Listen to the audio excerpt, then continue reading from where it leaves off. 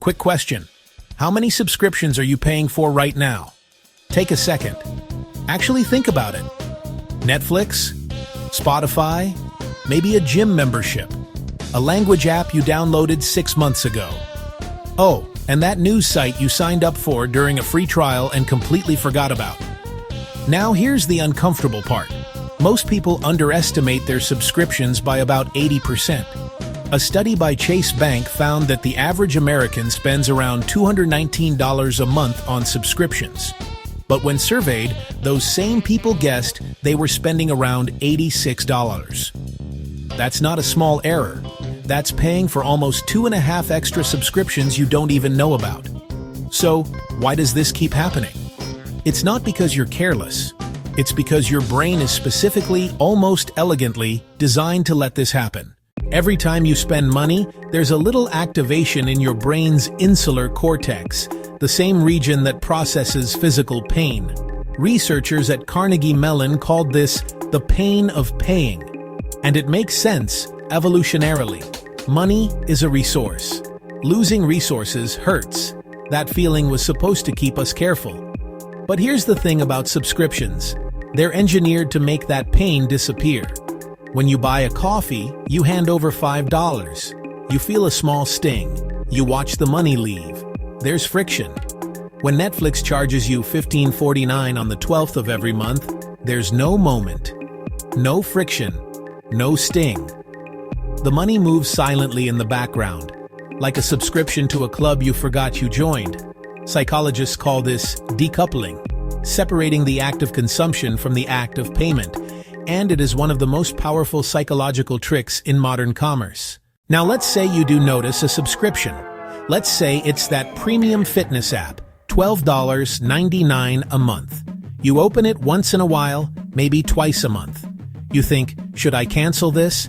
And then you think, but I've already paid so much into it. That right there is the sunk cost fallacy. The money you've already spent is gone. It's not coming back whether you cancel or not. Economically, it's irrelevant to your decision. But emotionally, it feels like canceling means admitting defeat. Like all those months of payment will have been for nothing. So you keep paying. To justify the past. Even when it makes no sense for the future. And companies know this. That's why many of them remind you of your history or streak when you try to cancel. They're not being nice.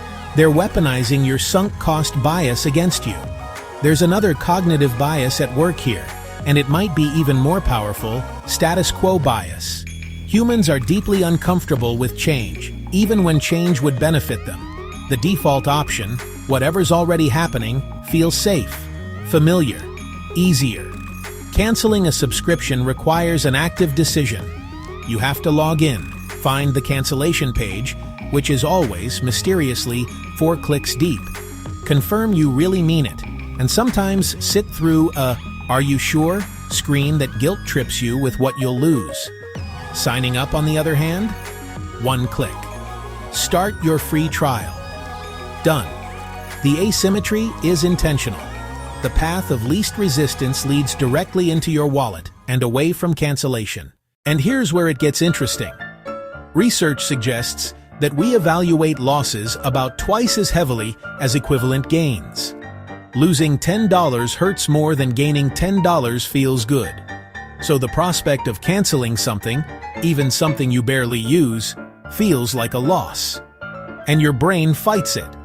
The last piece of this puzzle is something I call optimistic future self-bias. You don't keep a subscription because of who you are. You keep it because of who you imagine you'll become. I'll get back into the gym. I'll start watching that show. I'll use Duolingo every morning once things calm down. The subscription isn't for the current you. It's an investment in a future you who is more disciplined, more motivated, and has more free time. That future you is very aspirational.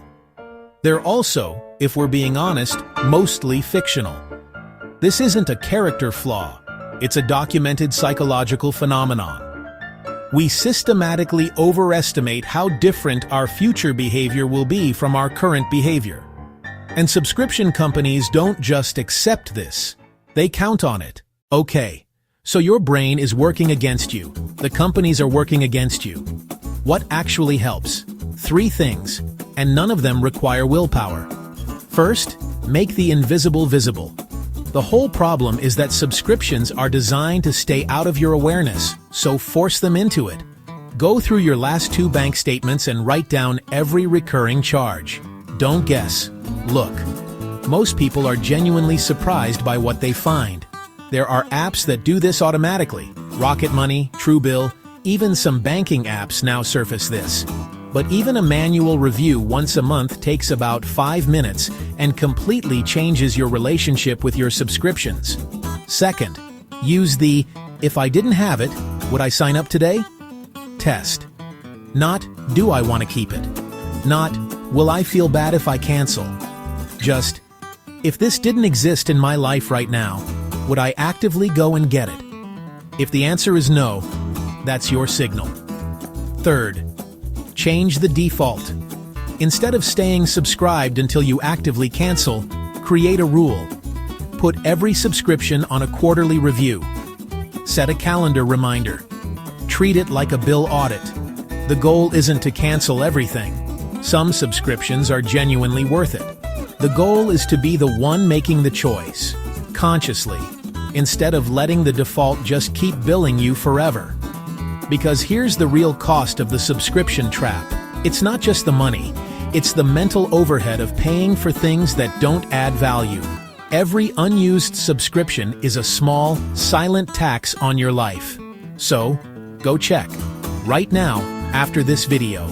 Open your bank app, find the recurring charges, and run the test. I promise you'll find at least one thing you'd forgotten about. If this kind of breakdown is useful to you, subscribe. And yes, I'm aware of the irony. Unlike those other ones, this one's free. I'll see you in the next one.